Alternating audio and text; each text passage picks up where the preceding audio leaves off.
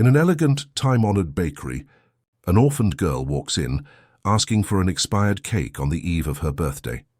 The simple gesture awakens something long asleep in a lonely man watching from the back of the shop. Moved by an old pain, he decides to surprise her with a gift that rekindles more than just smiles. What begins with a cake ends up shaping a new family, built on unlikely bonds and second chances. The aroma of caramelized sugar and melted chocolate hung in the air of the Taste and Art Patisserie, one of the most traditional establishments on Augusta Street in London. Located near the old city centre, the patisserie maintained its original elegance since 1962, with Italian marble counters, beveled glass display cases, and a ceiling adorned with stucco details. It was a Saturday afternoon, the busiest time of the week, when the door's bell jingled announcing someone's arrival. Mrs. Eleanor, the owner of the establishment for over 3 decades, was busy preparing trays of gourmet chocolate truffles for a corporate event.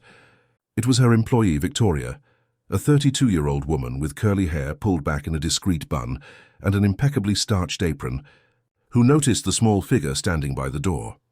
It was a girl of approximately 9 years old, with black braided hair, wearing a public school uniform a little too big for her slender frame. She held tightly to the strap of a worn backpack, adorned with colorful star stickers. For a few moments, the girl simply observed the intense movement of the patisserie. As if gathering courage, Victoria noticed that the child was not accompanied by adults and approached with a welcoming smile. "Can I help you, little one?" The girl looked up, revealing deep brown eyes that seemed to carry a wisdom beyond her years. She took a deep breath before speaking, her words coming out in a low but firm tone. "Please, do you have any cake that's past its sell-by date? The kind you can't sell anymore. Tomorrow is my birthday and—" Her voice hesitated for an instant. "I saved some money, but it's not enough for a new cake." She opened her hand, revealing a few coins, probably weeks' worth of savings. Victoria felt a pang in her chest. It wasn't uncommon for homeless people to ask for items that would be discarded. But seeing such a small child alone, asking for an expired cake for her own birthday, was different. "What's your name, dear?" Victoria asked, bending down to be at the girl's height. "Julia, but everyone calls me Jules," she replied, adjusting the backpack strap on her shoulder. "I live at the North Star Shelter on Consolation Road. Aunt Bernadette said I could come alone because I'm a big girl now." At the back of the patisserie, seated at the same table he had occupied every Saturday for 5 years, Raphael Maxwell discreetly observed the scene over his folded newspaper. At 48, the real estate entrepreneur was known for his punctuality and for always ordering the same thing, a black coffee and a chocolate eclair. A widower for 5 years since he lost his wife, Eliza to a rare illness, Raphael found a strange comfort in the patisserie's routine. He heard every word exchanged between Victoria and little Jules, feeling something awaken within him, an emotion he hadn't experienced in a long time. "You know, Jule," Victoria said, gently stroking the girl's hair, "we don't sell expired cakes. All products left over from the previous day are donated to charities while still fresh." The girl's face visibly fell, but she maintained her composure, nodding with dignity. "I understand. Thank you anyway, miss." Before Jules could turn to leave, Victoria gently held her shoulder. "But tomorrow is Sunday and we only open after midday. If you come around 2 o'clock, maybe I'll have a surprise for you." Jules's eyes lit up for an instant. "Really, I can come, yes." "Then it's a deal," Victoria confirmed with a genuine smile. "Tomorrow at 2. As the girl left the patisserie, timidly waving to Victoria, Raphael discreetly called Mrs. Eleanor, who was passing by his table. "Mrs. Eleanor, a moment." "Please." The woman with graying hair and shrewd eyes approached. "Yes, Mr. Maxwell? Do you wish for anything else?" Raphael hesitated for a moment, his eyes still fixed on the door where Jules had exited. "That girl who just left. She came to ask for an expired cake for her birthday, didn't she?" Mrs. Eleanor nodded with a sigh. "Yes, poor thing. She's from the shelter nearby. I've seen her a few times passing by on the pavement, always alone with that backpack." Raphael placed his newspaper on the table and took his wallet from the inside pocket of his jacket. "I would like to pay for a cake for her. A complete birthday cake with candles, decoration, the best you can make." Mrs. Eleanor's eyes widened. "You want—" "Yes, but with one condition," Raphael interrupted, his voice low and determined. "I don't want her or anyone to know it was me. Just say it was a gift from the patisserie." "But sir, a custom cake cost—" Raphael placed 3 200-pound notes on the table. "That should be enough. If you need more, let me know. And if you can find out what she likes. Colors, characters, anything that would make her happy." Mrs. Eleanor collected the money with a thoughtful expression. "Are you sure, sir? You don't even know her." Raphael turned his eyes back to his now cold coffee. "For 5 years, no one has remembered my birthday. Mrs. Eleanor, I know what it's like to feel invisible." The next day, at exactly 2 o'clock in the afternoon, Jules returned to the patisserie, this time in a simple but clean and well-pressed dress. Her hair was loose, falling in waves over her shoulders, and in her hands she carried a small, colorful paper envelope. Victoria greeted her at the door, a smile lighting up her face. "You came! Come in, we have something for you." When Jules entered the patisserie, her eyes widened. On the central counter, illuminated by the sun streaming through the large windows, was a cake that looked like it came out of a dream. It was 2 tiers, covered with sky-blue whipped cream and decorated with small golden sugar stars, exactly like the stickers on her backpack. On top, a chocolate plaque read, "Happy Birthday, Jules," in elaborate letters. Is it really for me?" she asked, her voice almost inaudible with emotion. "Of course it is.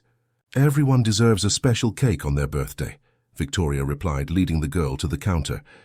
Jules looked around, confused. "But who—" "I can't pay for this.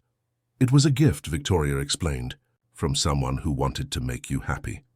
From his usual table, Raphael observed the scene hidden behind his newspaper, feeling a long-forgotten emotion warm his chest as he saw the expression of pure joy on the girl's face. For the first time in 5 years, he felt he had done something that mattered. Jules handed the envelope to Victoria. "I made a card to thank you for what you said yesterday.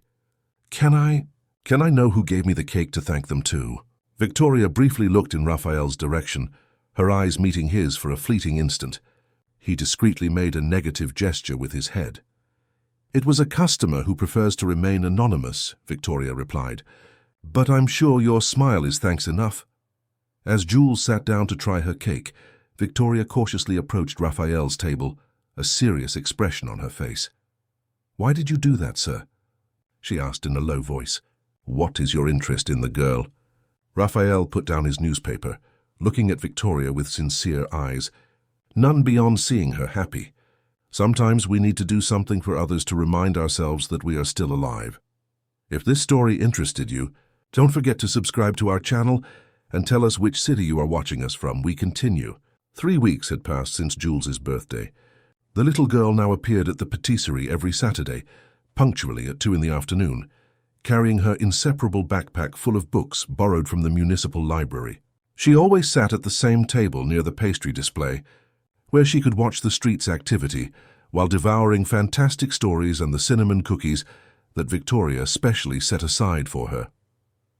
Cinderella didn't need any prince. Jules commented one of those afternoons, leafing through a book of reimagined fairy tales. "She could have opened her own patisserie just like you." Victoria, who was arranging cups on the nearby counter, couldn't help but laugh. "I don't own this place, Jules. I'm just an employee. But one day you'll have your own, won't you? Aunt Bernadette says we have to dream big." The pastry chef paused her work, reflecting on those words. At 32, Victoria Rodriguez had dropped out of business school in her 3rd semester to support her sick mother. After Mrs. Nora passed away, Victoria never returned to her studies, settling into the security of a stable job.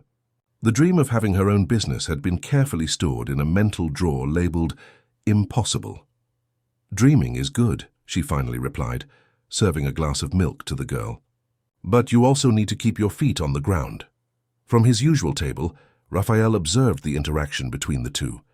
In recent weeks, he had subtly altered his routine, arriving earlier on Saturdays and staying longer. Without consciously realizing it, his eyes sought Victoria every time she disappeared into the kitchen, and his ear sharpened to catch fragments of her conversation with little Jules. "Mr. Maxwell, I brought the chocolate eclair you like," Mrs. Eleanor said, placing the pastry in front of him, "and a fresh coffee. That one must be cold by now." Raphael thanked her with a nod. his eyes still fixed on the girl who was now animatedly explaining something from the book to Victoria. "She appears every Saturday now," Mrs. Eleanor commented, following his gaze. "After that cake you ordered. Victoria sets aside cookies and milk for her out of her own pocket. Victoria, how long has she worked here?" "It'll be 7 years in December. Best employee I've ever had. She has a good hand with doughs and is trustworthy. It's a shame that—" Raphael prompted, suddenly interested. "It's a shame she doesn't believe in her own talent. She could have her own business, but she had a bad experience in the past. Now she doesn't trust herself anymore," Mrs. Eleanor sighed. "Well, I have to get back to work. Excuse me, Mr. Maxwell." As the owner walked away, Raphael made a decision. He left his table and, with calculatedly casual steps, approached the table where Jules was sitting. "Excuse me," he said, his voice more hesitant than he intended. "I couldn't help but notice the book you're reading. Reimagined fairy tales, isn't it? My wife was a children's literature teacher and loved that edition." Jules looked up from her book, examining Raphael with interest. "You're married to a teacher. That's cool." A sad smile passed across Raphael's lips. "Was she—" "She's no longer with us." "Oh." Jules lowered her eyes for a moment, then raised them again, a comprehension beyond her age reflected in them.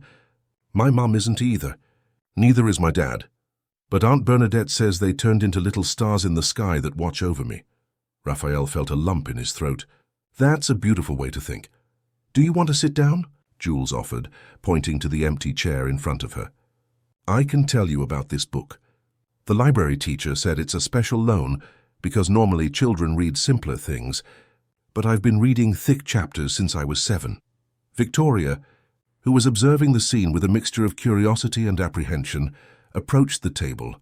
"Jules, you shouldn't bother the customers." "It's no bother," Raphael hastened to say. "In fact, it would be a pleasure to talk about books. If it's not a problem—" He hesitated, looking at Victoria with a silent question in his eyes.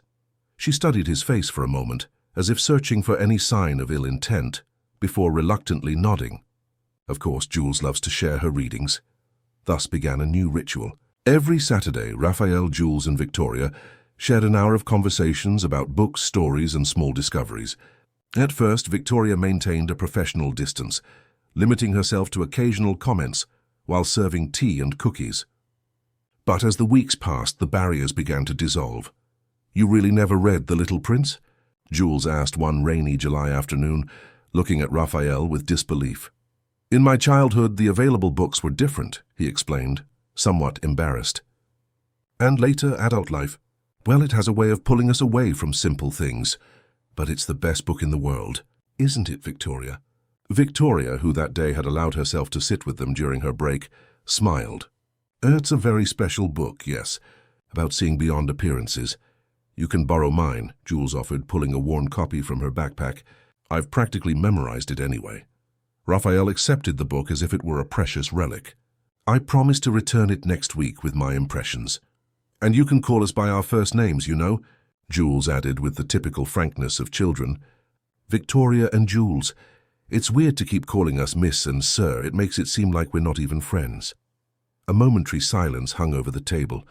It was the first time someone had verbalized what was happening between them, something akin to a friendship. "You're right," Raphael agreed with a shy smile. "In that case, please call me Raphael."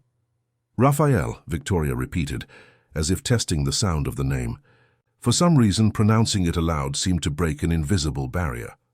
The following week, Raphael not only returned the book, but brought a notebook where he had written his reflections on each chapter. Jules was delighted, especially with the small drawings he had tried to make in the margins, crude attempts to reproduce the original illustrations. "You draw very badly," she observed with sincerity. "But you did it with care, I can tell." Raphael laughed, a sound that surprised even himself with its spontaneity. He couldn't remember the last time he had laughed like that without reservations. Indeed, art was never my strong suit in school. "That's okay, I can teach you," Jules offered seriously.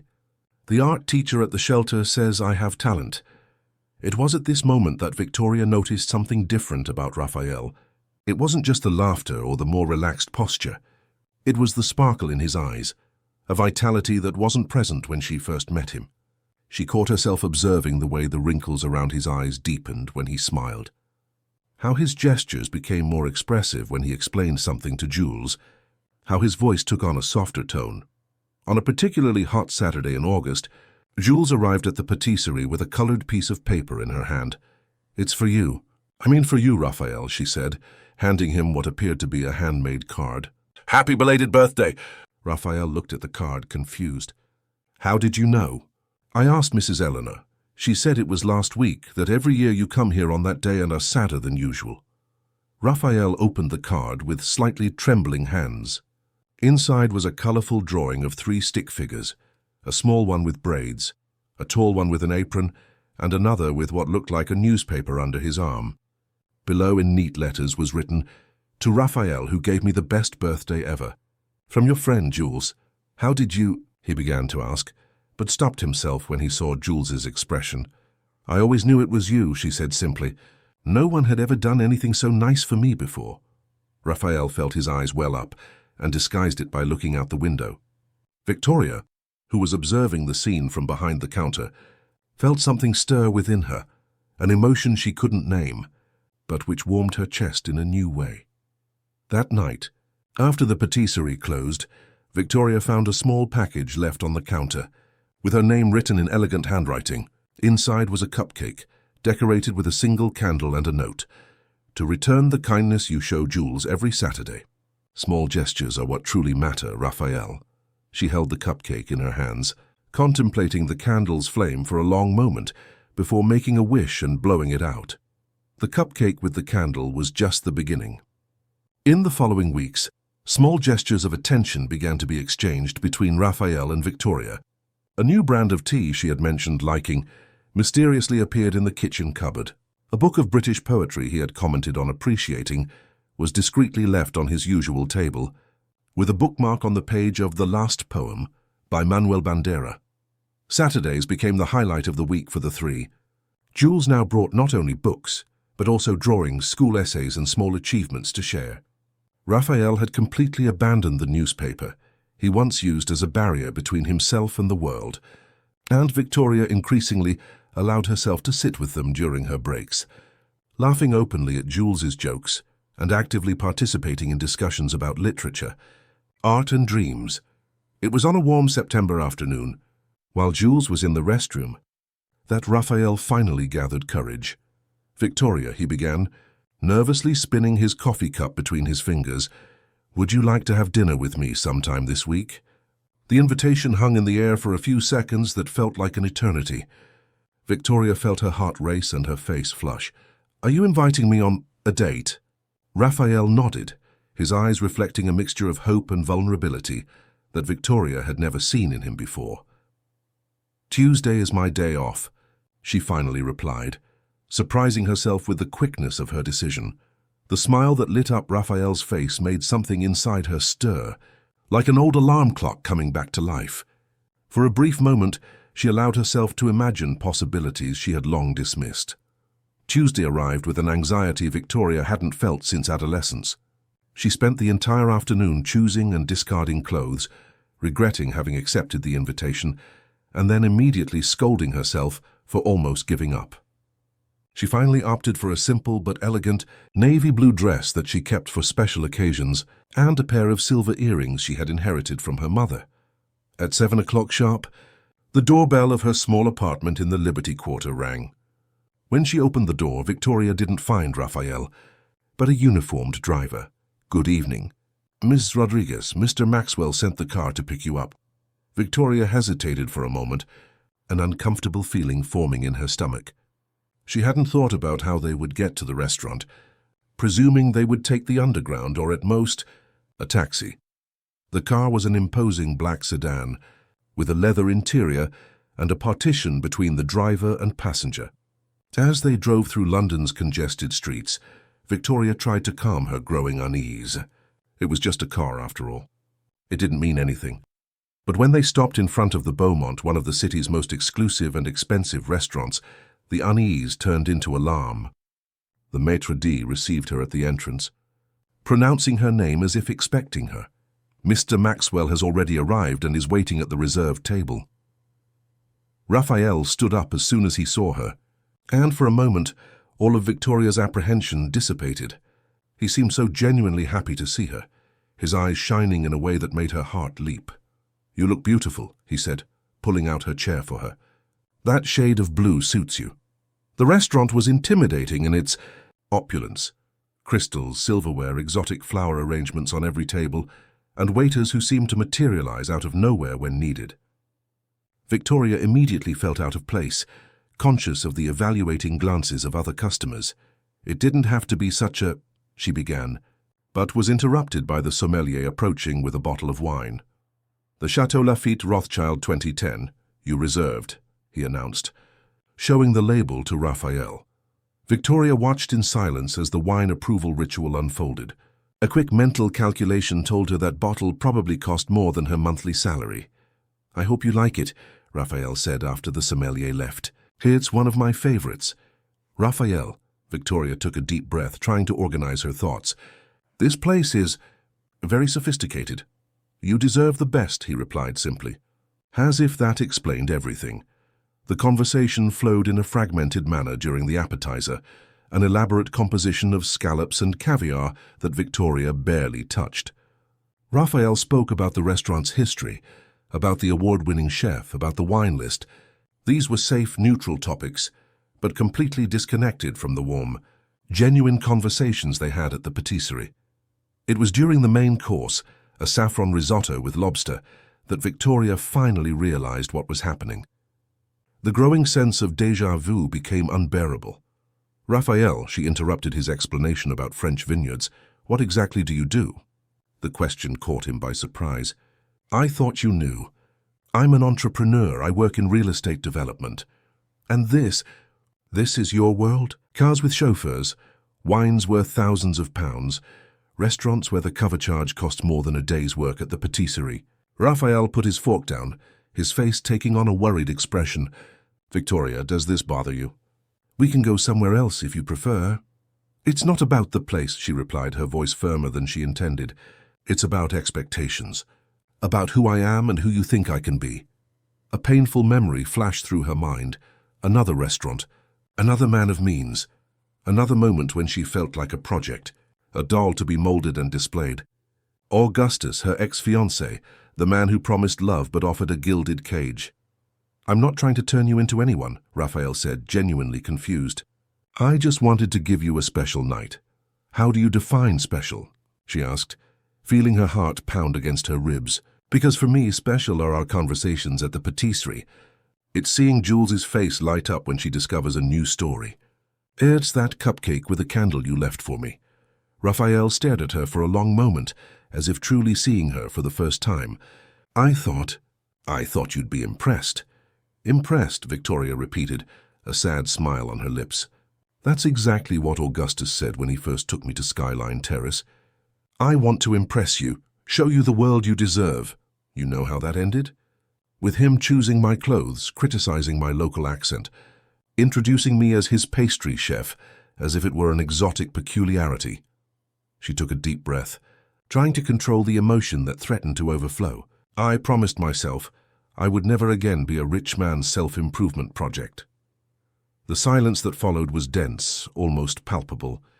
Raphael seemed to have aged 10 years in 10 minutes, his face marked by painful understanding.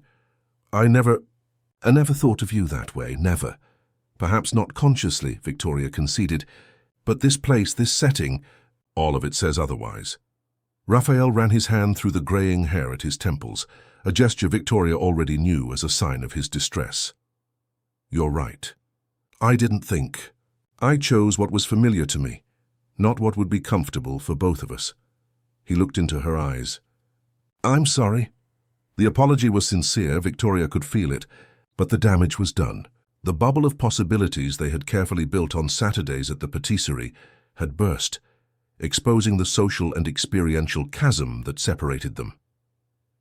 "I think we should go," she finally said. This was a mistake. The return was silent and tense. Raphael insisted on taking her personally, dismissing the driver. He drove a latest model Tesla, another symbol of the world to which he belonged, and from which Victoria felt irremediably excluded. When they arrived at her simple building in the Liberty Quarter, she turned to him before getting out. "Let's not tell Jules about this. She would be upset." Raphael nodded, his face a mask of regret. "Victoria, Please, no," she interrupted. "Let's just go back to what we were, Saturday afternoon friends, for Jules's sake." The following Saturday, Victoria called Mrs. Eleanor and asked to switch shifts. She started working mornings, avoiding the time when Raphael and Jules would be at the patisserie. She told the little girl that her schedule had changed due to store needs, and Jules, though disappointed, accepted the explanation. Raphael continued coming on Saturdays, but something had been lost. His eyes constantly searched for Victoria's absent figure, and his conversations with Jules, though still warm, had a melancholic tone that the girl, with her keen perception, did not fail to notice. "You two fought, didn't you?" she asked abruptly one of those Saturdays, closing the book she pretended to read. Raphael almost choked on his coffee. "What? No, of course not. As I said, her schedule—" "Don't lie to me," Jules interrupted, her big eyes fixed on his. "Adults always think children don't notice things, but we notice everything. You keep looking at the kitchen door all the time, and she never comes to sit with us anymore." Raphael sighed, unable to sustain the girl's accusing gaze. "Things between adults are complicated sometimes, Jules. Only if you make them complicated," she retorted with the disconcerting wisdom of children. "When you like someone, you say so. When you mess up, you apologize. It's not difficult," Raphael smiled sadly. "Sometimes apologizing isn't enough. Sometimes we hurt people unintentionally, by not understanding their world." Jules considered that for a moment, her brow furrowed in concentration. "Then learn.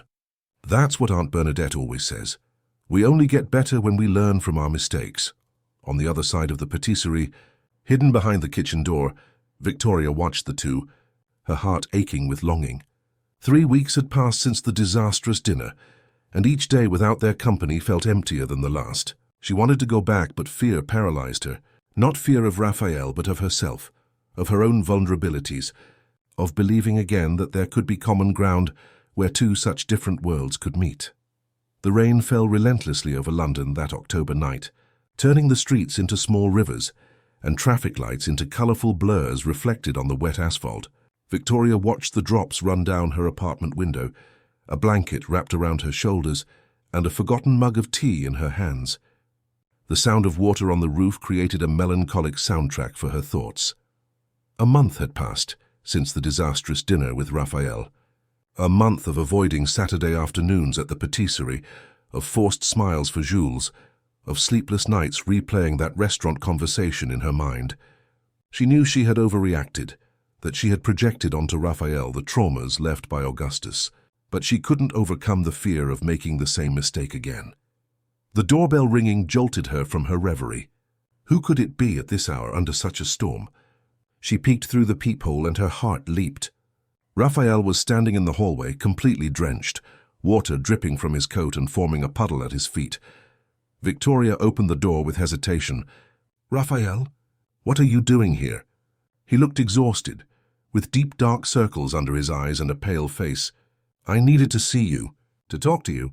I'm sorry about the hour. A strong cough interrupted him, making his entire body tremble. Instinctively, Victoria stepped forward, holding his arm. "Come in. You'll catch pneumonia like this." He followed her inside, still coughing. Victoria brought a towel from the bathroom and offered it, maintaining a cautious distance. "How did you know where I live?" Raphael dried his hair with the towel, avoiding her gaze. "Mrs. Eleanor, she gave me your address. Said she was worried about you, that you haven't seemed yourself in the last few weeks." "I'm fine," Victoria replied automatically, crossing her arms in a defensive gesture. "I just needed some time." "Time away from me," Raphael completed, his voice low and resigned. "I understand. But before you decide this is final, I needed to tell you some things." Victoria hesitated, torn between caution and curiosity. Finally, she indicated the small sofa in the living room. "Sit down. I'll make you some hot tea." In the small open-plan kitchen, Victoria boiled water while trying to organize her thoughts. Why was he here? What could he say that would change anything? And more importantly, why was her heart beating so fast just by seeing him again? When she returned with 2 mugs of tea, She found Raphael intently observing the photographs on the shelf, her with her mother in front of the patisserie where she had worked as a teenager, a group of school friends and one of Jules proudly holding a drawing.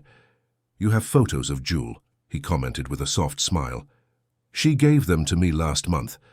Say it that way I could remember her even when we weren't together." Victoria handed a mug to Raphael and sat on the opposite end of the sofa. "Why did you come, Raphael?" He took a sip of tea, as if seeking courage in the warm liquid. "To apologize. Not for the dinner itself, but for not realizing how uncomfortable that environment made you feel.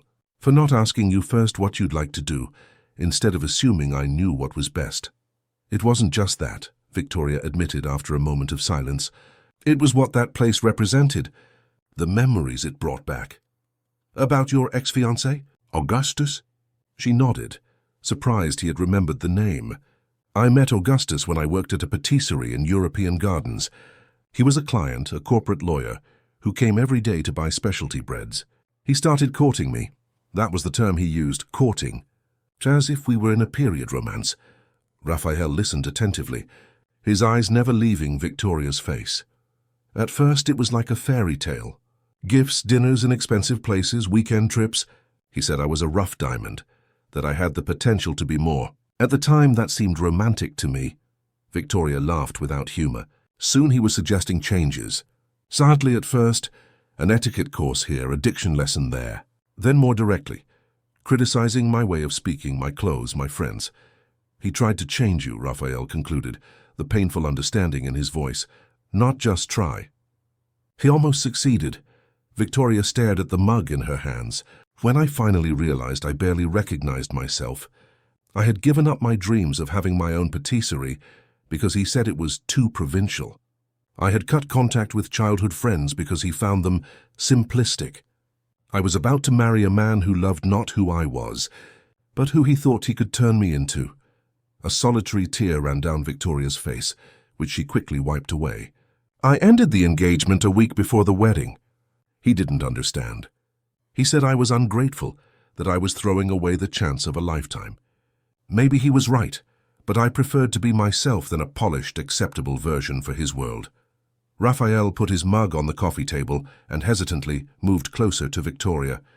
"Thank you for sharing that with me. Now I understand why the restaurant, the car, all of that affected you so much. It's not that I have anything against people with money," Victoria hastened to clarify. "It's just that I'm afraid of losing myself again, of being seen as a project and not as a person." "I never saw you that way," Raphael replied, his voice filled with emotion.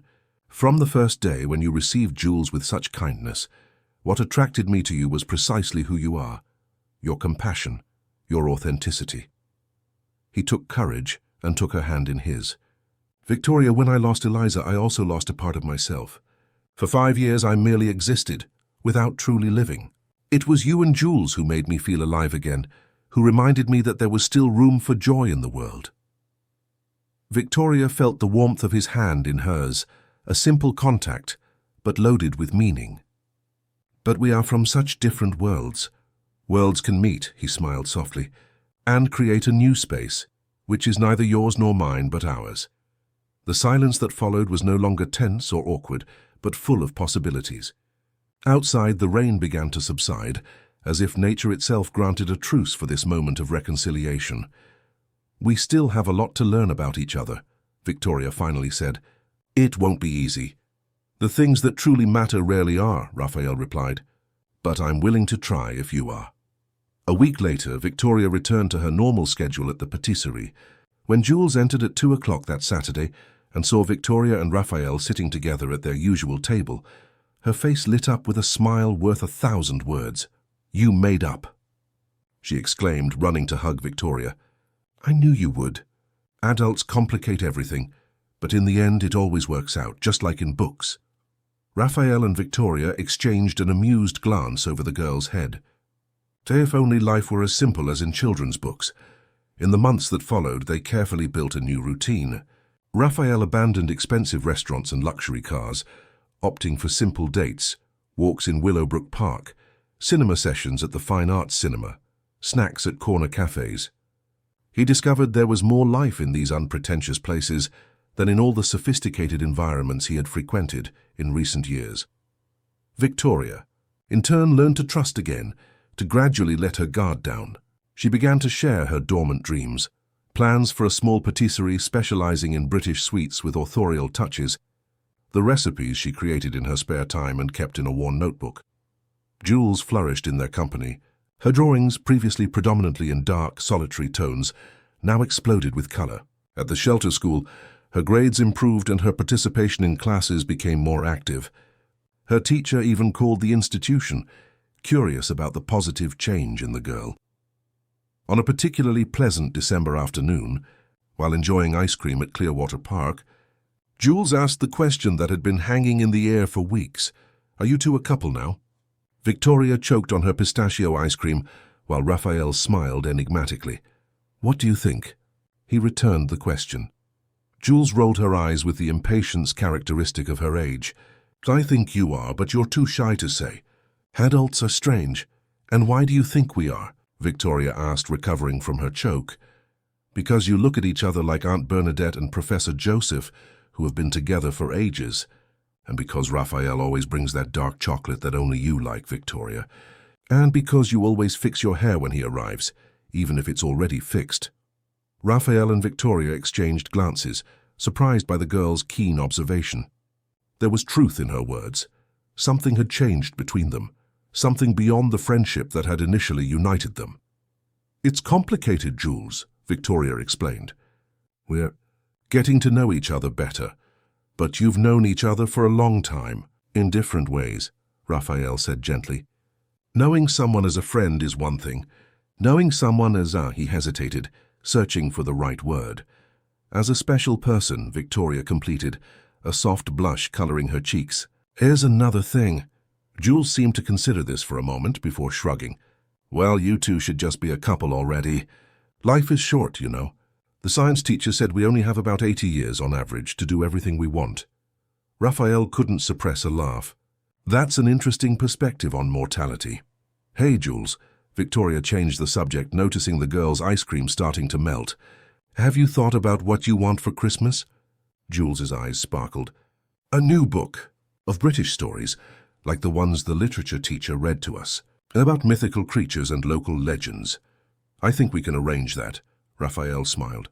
"And maybe a visit to the patisserie to make Christmas cookies. What do you think? Can we make them in the shape of stars? And trees and stockings?" As Jules animatedly listed all possible and imaginable cookie shapes, Raphael discreetly took Victoria's hand, intertwining his fingers with hers.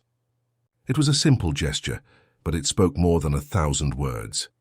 Perhaps Jules was right, Victoria thought. Perhaps they were complicating something that deep down was very simple. Two people who, against all odds, had found comfort and joy in each other's company. Two people who slowly were learning to build a shared world, where differences were not barriers but bridges. And at the center of this world, a small figure with braids and a luminous smile, who had inadvertently been the catalyst for this improbable story of new beginnings. The Taste and Art Patisserie was exceptionally busy that January morning. London's scorching heat caused more customers to seek refuge in the air-conditioned environment, while delighting in the new artisanal ice creams Victoria had introduced to the summer menu. Outside, thermometers read 37 degrees Celsius, and the asphalt seemed to melt under the relentless sun. 2 dulce de leche sundaes and a chocolate milkshake, Victoria announced, placing the tray on the counter and calling out the order number. It was a typical Thursday, or it should have been. 2 hours remained until the end of her shift, when Raphael would pick her up. They had plans to take Jules to the Museum of Image and Sound, where an interactive exhibition on the history of British comics was taking place.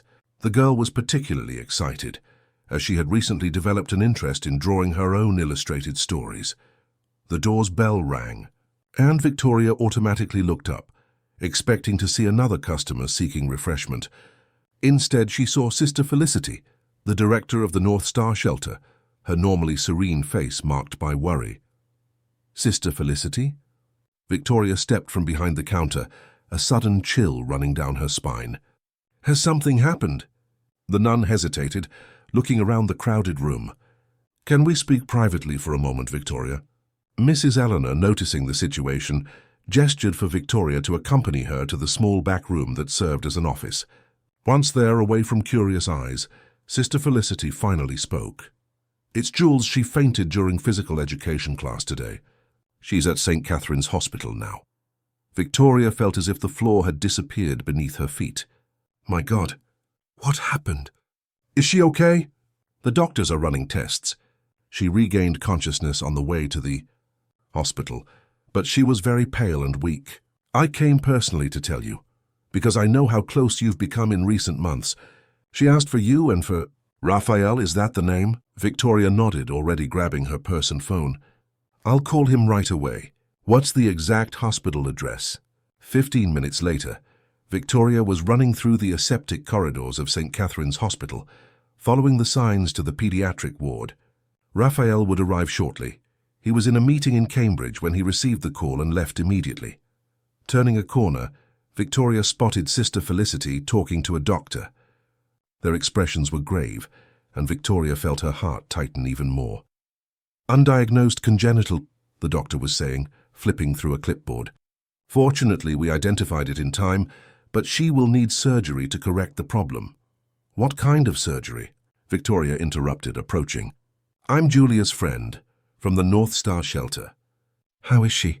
The doctor, a middle-aged man with thin-rimmed glasses, turned to her. "Are you a relative?" "No, but we're close." "Please, doctor." Sister Felicity intervened. "Dr. Maurice, Victoria is practically Julia's informal guardian. She has been visiting the girl regularly, and Julia is asking for her." The doctor nodded, understanding. "Julia is stable at the moment. We discovered she has a congenital heart problem, an atrial septal defect, meaning a small hole between the upper chambers of her heart. It's something she's probably had since birth, but it wasn't diagnosed previously." "And is that serious?" Victoria asked, trying to process the information. "It can be. The hole in her case is significant and is causing overload on the right side of the heart. The fainting spells, the fatigue her teacher reported in recent weeks are symptoms of this. She will need surgery to close this hole." At that moment, Raphael appeared running down the corridor, his jacket disheveled and tie loose, signs of his desperate haste. "Victoria, where is Jules? How is she?" Quickly, Victoria and Sister Felicity brought him up to speed on the situation. Raphael's face paled at the mention of the need for surgery. "Can we see her?" he asked, his voice betraying his concern. "Yes, but only for a few minutes. She's resting and shouldn't be agitated," the doctor replied, indicating a door at the end of the corridor. Jules was lying in a bed that seemed too big for her small body. Tubes and monitors surrounded her, beeping softly. Despite the situation, she smiled when she saw Victoria and Raphael enter the room. "You came?" she said, her voice weak, but still carrying that spark of vivacity so characteristic of her. "Of course we came. A little one," Victoria replied, taking care to keep her voice steady, despite the tears that threatened to fall. "How are you feeling?" "Tired. And the doctor said my heart has a little hole. Can you believe it?" "Like an old sock." Jules tried to laugh, but the effort made her cough lightly. Raphael approached the other side of the bed, holding Jules's free hand. "These doctors will fix that little hole, and soon you'll be drawing your comic stories again. Promise?" "I promise," he replied with conviction, though his eyes sought Victoria's, sharing a silent concern. After a few minutes, a nurse entered to inform them that Jules needed to rest. They promised to return the next day and reluctantly left. In the corridor, Dr. Maurice awaited them to discuss the treatment plan. "The surgery Julia needs is relatively routine, but it still carries risks, like any heart procedure. Ideally, we'd like to perform it next week after some additional tests." "And how much does this surgery cost, Doctor?" Sister Felicity asked, concern evident in her voice. The doctor hesitated. "As Julia is from the shelter, we are trying to include her in the NHS pediatric surgery program, but there is a waiting list. Privately, this type of procedure, with the specialized team and post-operative care, can cost between $80,000 and $100,000. Raphael and Victoria exchanged glances.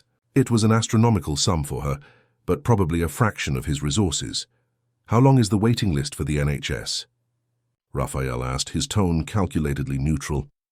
"Difficult to say precisely. We are trying to classify her as a priority case, but even so it could take 3 to 6 months." And can she wait that long? The doctor adjusted his glasses, choosing his words carefully. Each case is unique. Julia is young and, apart from this problem, healthy. But ideally, the procedure should be performed as soon as possible to avoid future complications. When the doctor moved away to attend to another patient, Raphael turned to Victoria and Sister Felicity, determination in his gaze. "We don't need to wait. I can pay for the surgery. I have the resources. I can make a transfer today." Victoria felt a knot in her stomach, a familiar sense of alarm. But before she could respond, Sister Felicity intervened. "Mr. Maxwell, your generosity is touching, but Julia is under the care of social services. Any medical or financial decision involves a bureaucratic process with the juvenile court. It's not that simple." "Bureaucracy? We're talking about a child's life." Raphael ran his hand through his hair, frustrated. "There must be a way to speed this up." "And there is," the nun confirmed.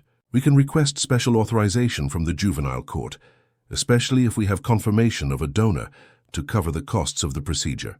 But that will take a few days at least." Raphael and Sister Felicity continued discussing the details, while Victoria remained silent, a whirlwind of emotions forming in her chest.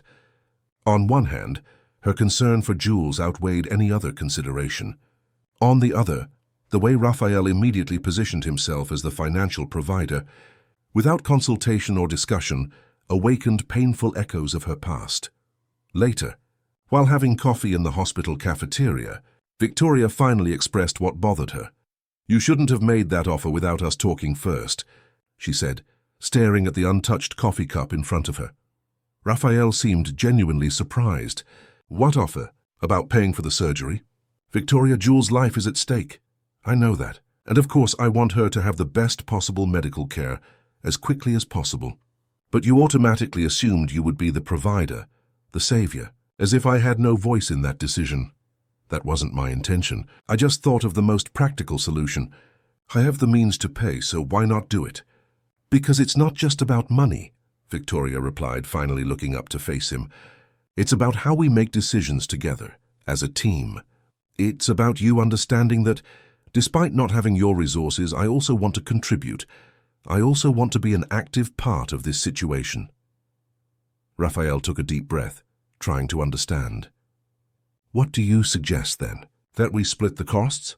"Victoria, that's practically your entire annual salary."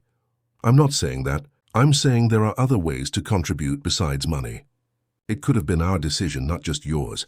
We could have discussed options, sought alternatives together." "What alternatives?" "Time is crucial here. There are social assistance programs, foundations that help in cases like Jules's, fundraising campaigns. All of that would take weeks, maybe months." Raphael raised his voice, attracting glances from other people in the cafeteria. Lowering his tone, he continued, "I'm sorry, but I don't understand why we're having this discussion when the solution is so simple." "Simple for you," Victoria retorted, tears of frustration threatening to fall. "For you, it's just money. For me, it's a constant reminder of the chasm between us, of how I will always be the vulnerable, dependent party." Raphael was silent for a moment, processing her words. When he finally spoke, his voice was laden with contained emotion. "I don't see you as vulnerable or dependent, Victoria. I see you as the strongest, most determined woman I've ever met. And yes, I have more financial resources, but that doesn't make me superior in any aspect. It's just a tool I can use to help someone we love." The word love hung in the air between them, loaded with meaning. "I love her too," Victoria admitted, her voice almost a whisper. "I love that girl as if she were my own. And that's why I feel so helpless now, so frustrated that I can't do more." Raphael reached across the table, gently touching Victoria's fingers. "You already do so much for her. You are the reason Jules has hope, the reason she smiles even lying in that hospital bed. That's worth more than any amount of money." At that moment, Raphael's phone rang. It was Sister Felicity, informing them that Jules had woken up and was asking to see them again. They hurried back to the room, leaving the discussion momentarily aside. When they entered, they found Jules sitting on the bed with a drawing pad that a nurse had provided. "Look what I'm drawing," she said animatedly, though her voice was still weak. It was a drawing of 3 figures, clearly her, Victoria, and Raphael, holding hands in front of a house. "It's beautiful, Jules," Victoria smiled, sitting on the edge of the bed. "What house is that?" "It's our house," the girl replied as if it were obvious. "Where we're going to live when I leave here, after you adopt me." Raphael and Victoria exchanged surprised glances. They had never discussed adoption, although the subject hung as an unverbalized possibility between them.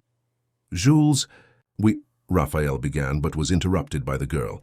"I know you're fighting because of the surgery money. I heard you in the corridor." Victoria felt her face flush with embarrassment. "We weren't fighting, dear, just talking about how to solve things." "But you were fighting, yes? Raphael wants to pay and you don't want him to pay because you think you'll owe him or something." Jules frowned, her piercing eyes fixed on Victoria's. Adults are so strange. Raphael couldn't suppress a small smile despite the tension of the moment. "And what do you suggest, little wise one?" Jules shrugged as if the solution were obvious. "If you love each other and you both love me, why don't you solve things together? At school, the teacher always says that difficult problems become easier when we work as a team." From down the corridor, a voice called for Raphael. It was Dr. Maurice, wanting to discuss some details about the next steps. While he left the room, Victoria remained by Jules's side, helping her with the drawings and listening to her stories about the house she imagined for the three of them. Later, as Jules finally fell asleep, exhausted by the day's emotion, Victoria watched her serene little face. How could a 9-year-old child have so much clarity about things that adults complicated so much? Perhaps love really could be that simple, not a competition of resources or capacities, but a partnership where each contributes what they have to offer. Outside, Raphael talked with doctors and administrators, moving bureaucratic mountains with his name and influence. It wasn't just the money, it was his determination, his ability to navigate complex systems, his refusal to accept no as an answer when it came to Jules's well-being. And then Victoria understood something fundamental. Her pride, though justifiable, could not be above Jules's health. Perhaps accepting Raphael's help was not a defeat or a surrender to the power imbalance between them.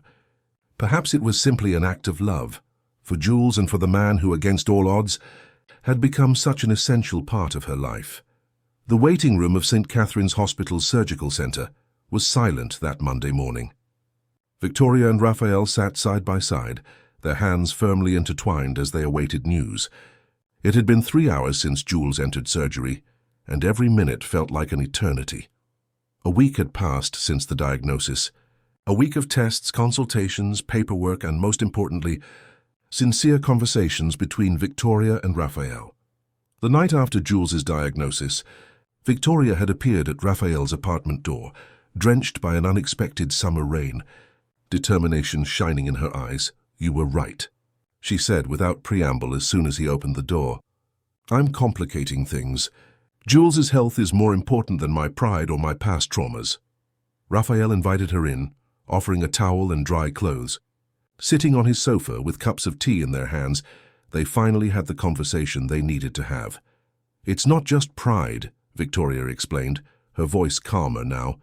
"It's fear of repeating patterns, of becoming dependent, of losing my identity in a relationship where the other has so much power."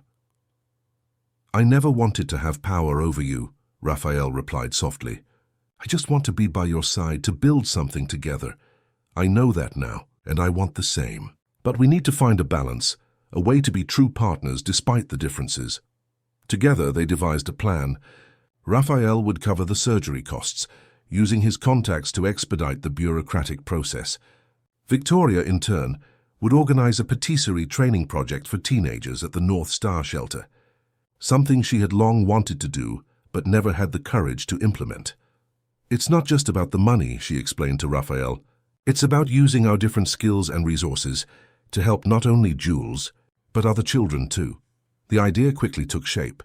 Mrs. Eleanor, enthusiastic about the proposal, offered the patisserie's kitchen for classes during its idle hours. Raphael, mobilizing his network of business contacts, secured donations of equipment and ingredients. In less than a week, the Sweet Dreams project was outlined, with plans to offer basic patisserie courses for young people from the shelter, culminating in paid internships at the Taste and Art Patisserie and other partner establishments. Meanwhile, Jules's surgery date was set. The procedure would be performed by a team of specialists led by Dr. Caroline Fisher, one of the most renowned pediatric cardiac surgeons in the country. "Are you sure you don't want me to stay with you tonight?" Raphael asked on the eve of the surgery after their last visit to Jules at the hospital. Victoria shook her head with a smile. "I need a few hours alone. I want to do something special." That night she spent hours in her small kitchen, preparing heart-shaped cookies with Jules's favorite recipe. The next morning she gave a decorated jar to the girl before she was taken for surgery.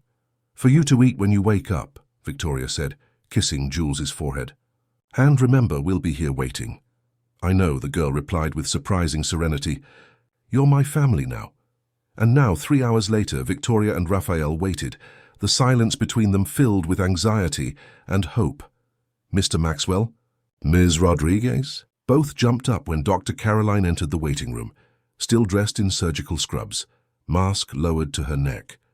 "How is she?" they asked in unison. A tired but genuine smile appeared on the doctor's face. "The surgery was a success. We managed to completely close the atrial septal defect. Julia is a fighter. Her vital signs remained stable throughout the procedure." Victoria felt her legs weaken with relief, and Raphael supported her, his own eyes welling up with emotion. "When can we see her?" he asked, his voice choked. "She's in recovery now. In approximately an hour, she'll be transferred to her room, and you can visit her.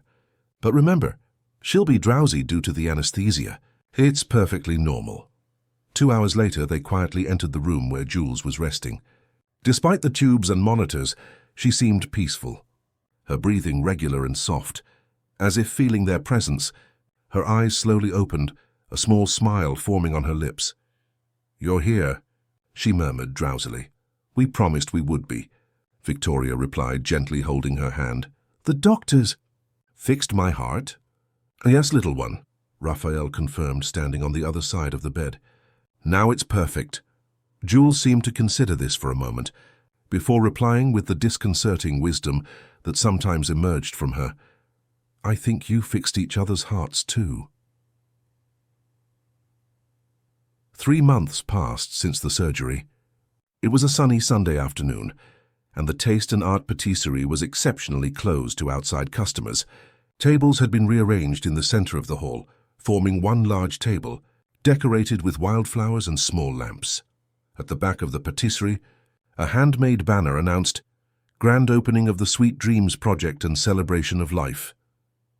Victoria put the finishing touches on a 3-tier cake in the center of the table. It wasn't just any cake. Half of it had been decorated by her, with the technical perfection acquired over years of practice. The other half, visibly less refined but made with equal dedication, had been decorated by Raphael, under Jules's strict supervision.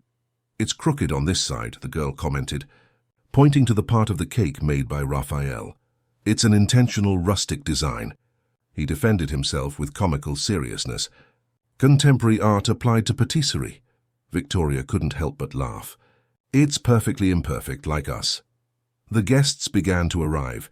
Mrs. Eleanor, elegant in a blue silk ensemble, brought a box of artisanal chocolates she had prepared herself. Sister Felicity and other staff from the North Star shelter arrived next, accompanied by 5 teenagers, the first students of the Sweet Dreams Project. Dr. Caroline, on a rare day off from the hospital, appeared bringing a bouquet of sunflowers for Jules, who received them with an enthusiastic hug, proudly displaying the surgical scar on her chest, as if it were a badge of honor. "Attention, everyone," Raphael called, lightly tapping a spoon against his champagne flute. "I would like to thank each of you for your presence on this very special day." The guests settled around the table, while Raphael continued. "We are here to celebrate many things today. The full recovery of our dear Jules." He paused, smiling at the girl, who returned an enthusiastic nod. "The official launch of the Sweet Dreams Project, which is already changing the lives of these talented young people." He gestured to the teenagers from the shelter, who smiled shyly. "And also," he paused dramatically, looking at Victoria, who stood beside him, "we are here to celebrate love. The love that builds bridges between different worlds. The love that heals old wounds. The love that makes us believe in second chances." Slowly, Raphael knelt before Victoria, taking a small velvet box from his pocket. A murmur of surprise ran through the room. "Victoria Rodriguez," he said, his voice firm but filled with emotion. "You gave me back my life when I had forgotten how to live. You taught me that the most valuable things are priceless. You showed me a world of simplicity and authenticity I didn't know. Will you marry me and build a family together with Jules?" Silent tears streamed down Victoria's face as she nodded, unable to utter words. The patisserie erupted in applause and cheers, with Jules jumping with excitement, shouting, "I knew it! I knew it!" to anyone who would listen. When Raphael slid the ring onto her finger, a delicate piece of white gold with a small blue stone, nothing ostentatious, exactly as she preferred, Victoria finally found her voice. "Yes, I want to marry you, but with one condition." "Anything," he replied promptly, "that we officially become a complete family." Victoria looked meaningfully at Jules, who was watching the scene with wide eyes of hope. "The three of us." Raphael didn't hesitate for a second. "Nothing would make me happier." Jules ran to them, throwing herself into their open arms, forming a collective hug that sealed the family pact. Sister Felicity discreetly wiped away a tear, while Mrs. Eleanor announced it was time to serve the cake. 6 months later, the Taste and Art Patisserie was once again closed for a special event. This time, however, the decoration was even more elaborate. Arrangements of wildflowers and blue satin ribbons adorned every corner of the establishment. A small altar had been improvised near the main display case, allowing the golden light of the late afternoon to create an almost magical setting. The guests, fewer in number but significant, occupied chairs arranged in a semicircle. In the center, before the justice of the peace, Raphael waited nervously, elegant in a light gray suit. Beside him, as best man, was an old university friend with whom he had recently reconnected. The soft music playing in the background gave way to the traditional wedding march, and all eyes turned to the entrance. Jules came first, radiant in a light blue dress, scattering flower petals along the path, her surgical scar discreetly visible at the neckline, proudly displayed as part of her story. And then Victoria appeared, accompanied by Mrs. Eleanor, who had taken on the role of a maternal figure on this special day. Her dress was simple and elegant, an ivory-toned model that enhanced her natural beauty, but what truly caught attention was her smile, open, genuine, radiating a happiness that seemed to illuminate the entire room. The vows were exchanged amidst emotion and some laughter, especially when Jules interrupted to correct the justice of the peace about Raphael's full name.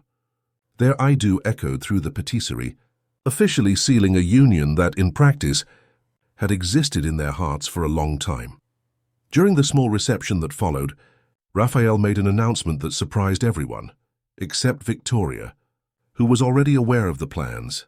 As many of you know, the Sweet Dreams project has been a great success in recent months, providing opportunities for young people who would not normally have access to professional training in patisserie. Today, I want to announce that we are expanding this project with the creation of the Taste and Life Foundation. A murmur of excitement ran through the guests as Raphael continued. The foundation will aim not only for professional training, but also for comprehensive support for children and adolescents in vulnerable situations, offering scholarships, medical and psychological assistance, and cultural programs. And all of this started with a simple request for an expired cake. Emotional glances turned to Jules, who blushed with satisfaction in her place of honor at the main table.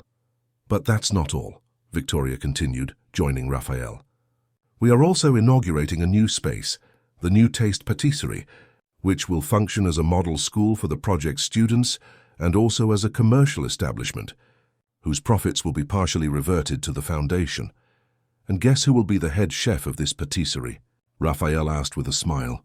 All eyes turned to Victoria, who shook her head with a smile. "I will continue to coordinate the educational project, but the head chef will be one of our first students, Marianne, who is graduating from the technical gastronomy course and possesses extraordinary talent." The young woman mentioned a 17-year-old who until recently lived at the North Star shelter, timidly stood up to receive the applause, her face illuminated by pride and gratitude. The most emotional moment of the celebration, however, was yet to come. After the cake cutting, a collaborative work of art created by all the project's students, Raphael and Victoria called Jules to join them before the guests. "We have one more special announcement," Victoria said, her voice trembling slightly with emotion. "3 days ago, we received official confirmation from the juvenile court.